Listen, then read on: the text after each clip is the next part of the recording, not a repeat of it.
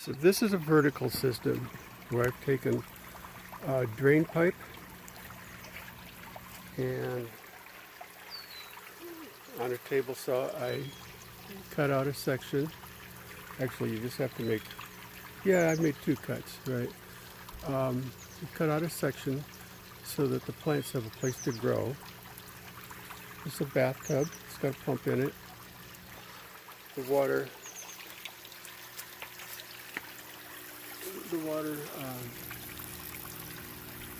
for me, it's really hard for me to see the screen. The water flows in at the top, flows down. This is evaporative cooler pads in here.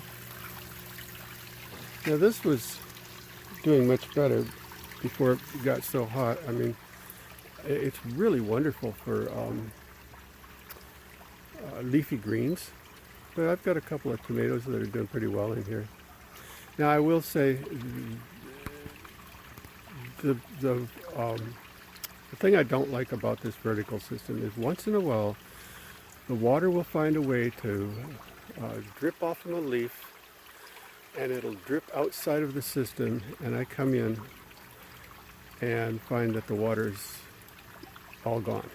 And it's not just water, it's a solution of nutrients. So, you know, it does cost me money to refill this, and that's about 50 gallons in there. I actually mix it up in this barrel here, and then I pump it into here. That way I get a pretty good accurate measurement of what 50 gallons is, and I know how to mix up 50 gallons right quick. I use ChemGrow, by the way.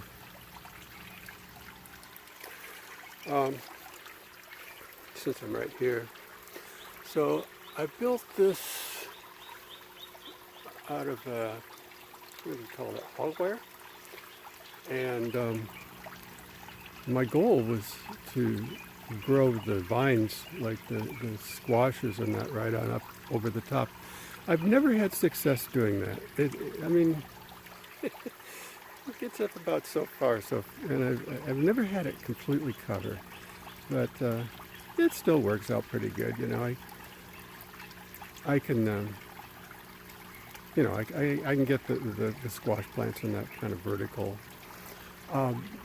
I've never done it, but I've thought about doing it. I could cover this with plastic during the winter and maybe like make a hothouse out of it.